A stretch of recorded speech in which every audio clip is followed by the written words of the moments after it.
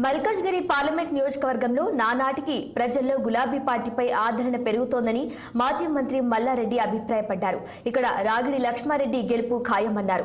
ఎన్నికల ప్రచారంలో భాగంగా సికింద్రాబాద్ కంటోన్మెంట్ నియోజకవర్గ పరిధిలోని పలు ప్రాంతాల్లో బీఆర్ఎస్ నేతలు పర్యటించారు. గులాబీ నేతలకు ప్రజలు అడుగడుగునా ఘన స్వాగతం పలికారు. గడప గడపలో శాలువాలతో అభిమానులు సన్మానాలు చేశారు. ప్రచారంలో భాగంగా గడప గడపకు వెళ్తున్నామని, తమకు ప్రతి చోట ప్రజలు బ్రహ్మరథం పడుతున్నారని మాజీ మంత్రి మల్లారెడ్డి తెలిపారు.